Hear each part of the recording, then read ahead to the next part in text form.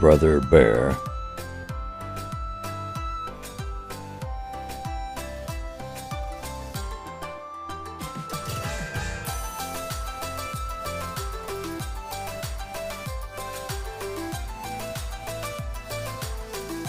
Long ago, there lived 3 brothers who taught that the lights of the northern sky were the spirits of their ancestors.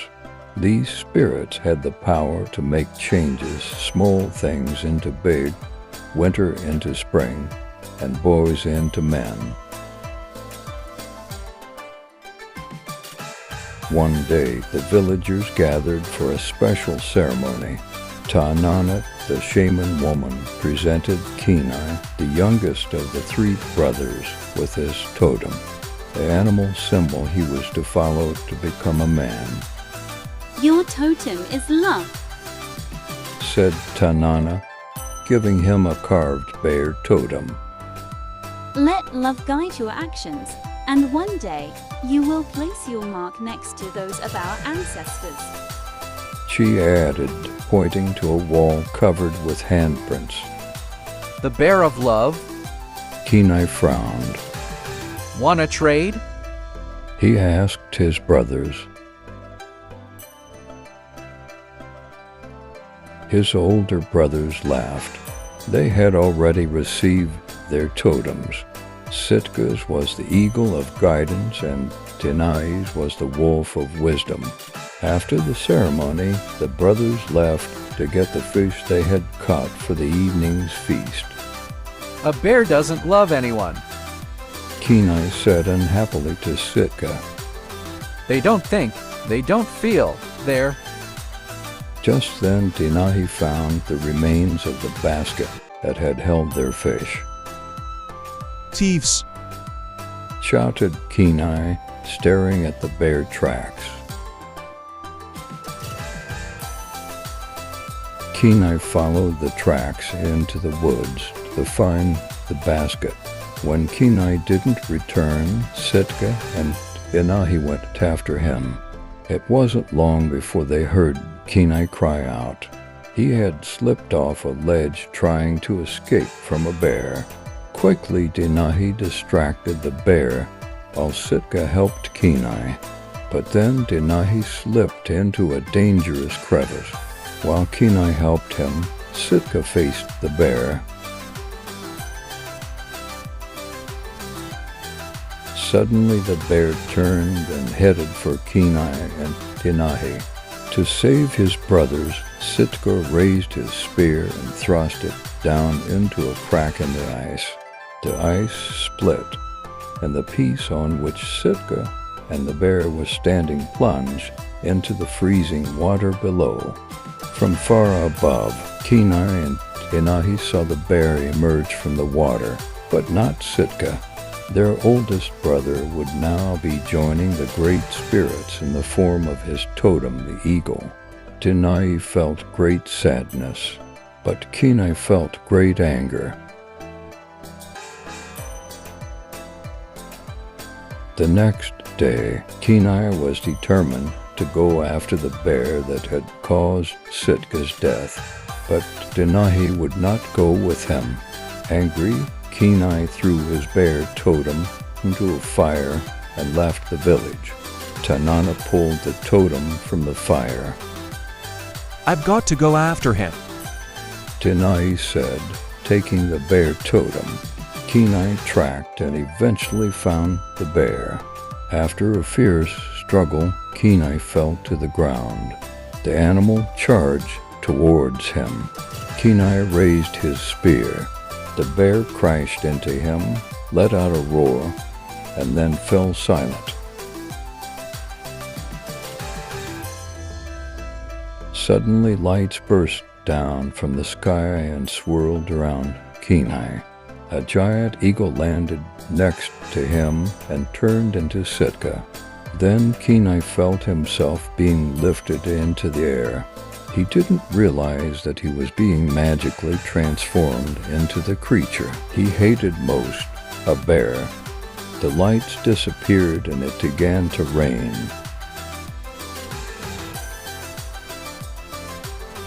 Just then Denahi arrived and saw a grizzly bear standing on Kenai's clothes. Denahi didn't know Kenai was now bear, so he thought that the bear had killed Kenai. Before he could react, a bolt of lightning sent the bear tumbling into the river below. Kenai was swept away. Now it was Denahi's turn to want revenge. He tied Kenai's bear totem to his spear and began to track the bear.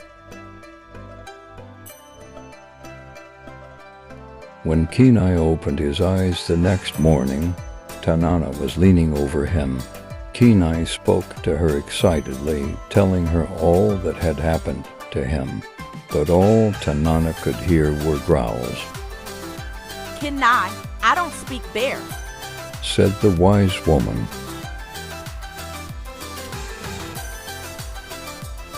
Kenai didn't understand. Then he looked into the river at his reflection. No. He shouted. He twisted around and looked at his free tail. Ah! He cried. To get Kenai's attention, Tanana took off her boot and bit him on the head with it. Listen to me. Sitka did this. Said Tanana.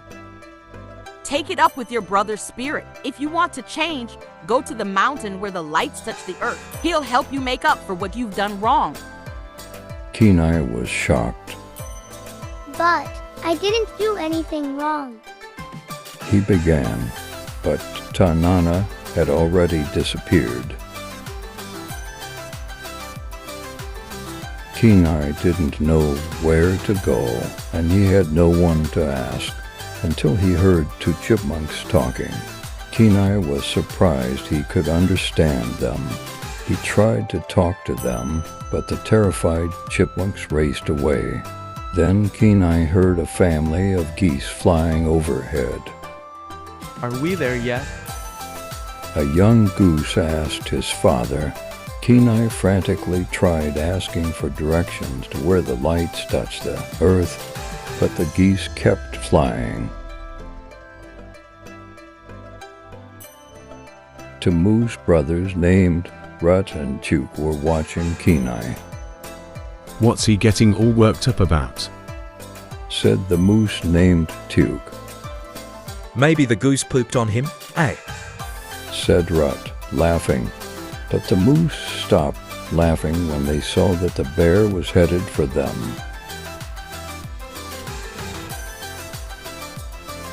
How's it going, bear?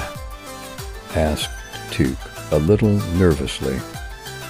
I'm not a bear. I hate bears. Answered Kenai.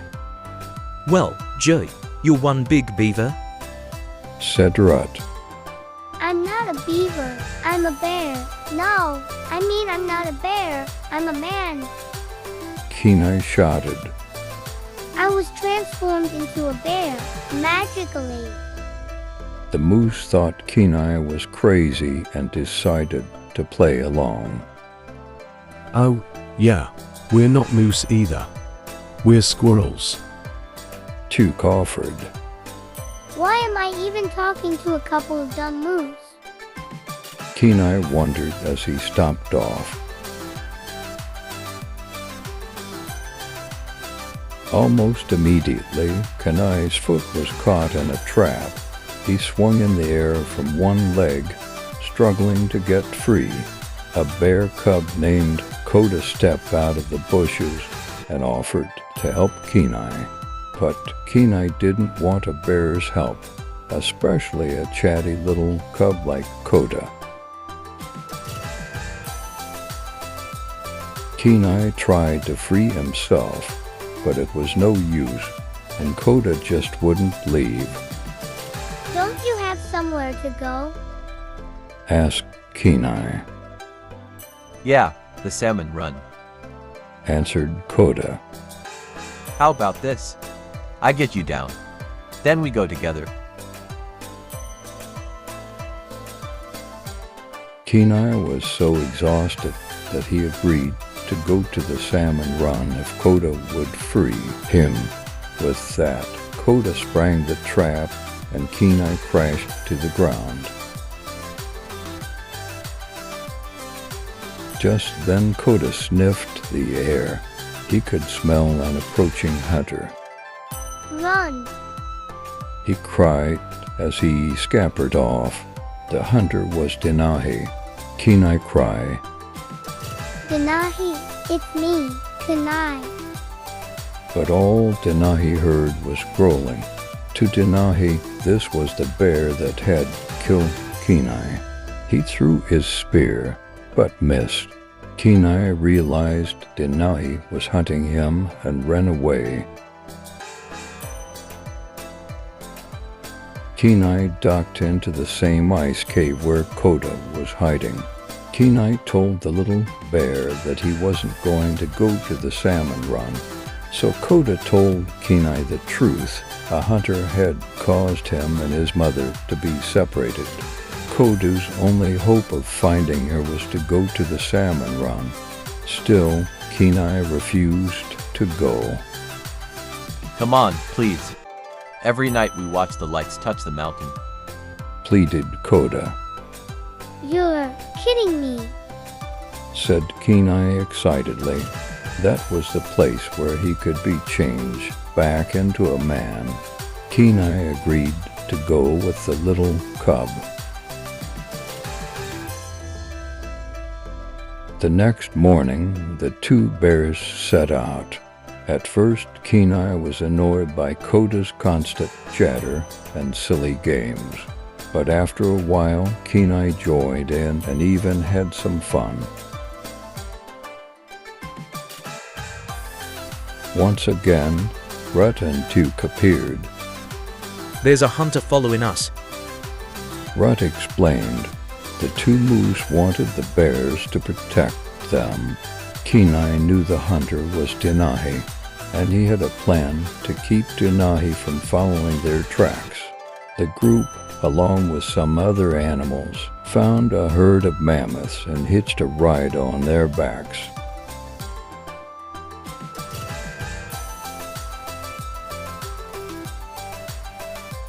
That night, as they watched the lights in the northern sky, Koda said, Mom says the spirits make magical changes in the world.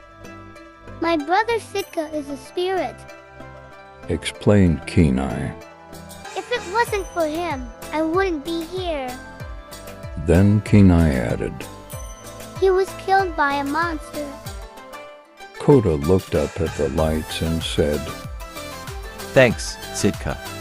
If it weren't for you, I would have never met Kenai. Then Koda said to Kenai, I always wanted a brother. Touched, Kenai let the cub sleep next to him. The next morning, the two bears headed off by themselves. They came to a cave covered with paintings. As they looked at one painting of a hunter facing a fierce bear, Koda said, Those monsters are really scary, especially with those sticks. Kenai was shocked to learn Koda saw humans as monsters. Kenai had thought the bears were the monsters, but now Kenai wasn't sure what he believed. Later, the two bears came to a valley with spurting geysers. Koda remembered that the salmon run was just on the other side. As they made their way through the valley, the little bear was as playful as ever. But suddenly Koda stopped playing. Thwack. A spear just missed Kenai by inches. Denahi had found them. Kenai grabbed Koda and rushed towards a log bridge. They were halfway across the bridge when Denahi cut the log loose. Kenai tossed Koda up to safe ground, then scrambled to safety just as the bridge collapsed. Denahi screamed in rage as the bears got away. When Kenai looked back, he felt very sad that his brother did not know him. Before long, Kenai and Koda reached the salmon run. At first, Kenai was scared to be among the huge bears, but they were friendly and welcomed him as part of the family. A while later, Kenai was learning to fish just like the other bears. Although Koda was sad to learn that his mother wasn't there yet, he was happy to be with his bear pals again. Soon Kenai and Koda were having fun. Later in the day, the bears gathered around to tell stories of what they had done in the past year. Kenai explained that he'd been on the hardest journey of his life with the biggest pain in the neck he had ever met. But what do you expect from a little brother? Kenai added, looking at Koda. Then it was Koda's turn. He told a story of his mother protecting him from some hunters. She and one of the hunters had plunged into the river when the hunter had cracked the ice. Kenai couldn't believe what he was hearing. Koda was telling the story of the day his brother Sitka was killed by a bear. Now he knew it was also the story of a mother bear protecting her cub. She got out of the water okay. Continued Koda. That's how we got separated. Right after that, I met Kenai. Hearing this, Kenai realized that the bear he had killed was Koda's mother. Kenai felt terrible. Kenai felt so badly that he ran away, but Koda finally found him. Kenai knew he had to tell the cub the truth. Koda, Kenai began. I have a story to tell you. It's mostly about a monster. Then Kenai explained he had done something very wrong. Your mother's not coming back. He finished sadly. Overwhelmed by the news, Koda ran away from Kenai. Having no way to make things better, Kenai began to climb the mountain where the lights touched the earth. After he reached the top, Kenai called for Sitka. A strange figure moved towards Kenai. It was Denahi, but Denahi did not see his brother Kenai. What he saw was the bear on whom he had sworn revenge. Denahi ran at Kenai with his spear. Just then Koda came charging to protect Kenai. The little cub had decided to follow Kenai after all. He knocked into Denahi and ran off with his spear. Denahi angrily took off after Koda. Leave him alone. Roared Kenai, risking his own life to protect Koda. Suddenly there was a large flash of light. A great eagle appeared and picked Kenai off the ground. Magical lights began to swirl. Kenai was a human once again. Denahi was confused and amazed. The bear he had just been trying to kill was his brother. The eagle spirit of Sitka had turned Kenai into a bear to help him learn his gift of love. As a bear, Kenai had just demonstrated a deep love for Koda. He was willing to give his own life to protect him. Awestruck, Kenai looked down at his human body as Sitka changed from an eagle to his human spirit form. Then Kenai spotted a terrified Koda hiding behind a boulder. Koda, don't be afraid. Said Kenai. It's me. Denahi placed the bear totem around Kenai's neck. The totem reminded Kenai that little Koda needed someone to protect him. He needs me. Kenai explained to his brothers he wanted to be a bear again, It's all right. said Denahi. No matter what you choose, you will always be my little brother. The two brothers embraced. Then, with a burst of swirling light, Sitka turned Kenai back into a bear again. Denahi looked up at his brother, who was now an enormous bear. Did I say little? Then Kenai, Denahi, and Koda watched the sky as Sitka turned into an eagle and flew back into the magical lights to join the great spirits. It was time for another ceremony in the village. It was Kenai's turn to put his mark on the ceremonial wall to prove that he had learned the way of his totem and was now an adult. With Koda and the villagers watching, Denahi helped Kenai place his paw print on the wall among the handprints of their ancestors. The paw print would help future generations remember this tale of love and brotherhood.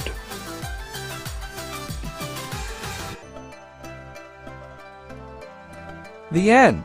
Hello, my friends. The main message of Brother Bear, empathy, the ability to put yourself in the proverbial shoes of another being, is the major theme of Brother Bear. This message is more obvious than subliminal. Kenai deems bears worthless monsters until he becomes a bear and is forced to deal with a persistent hunter, Denahi. Moral of the story: we should never have a greedy nature. Always try to stay happy. I hope you liked the story. See you in amazing stories and adventures again soon. Goodbye.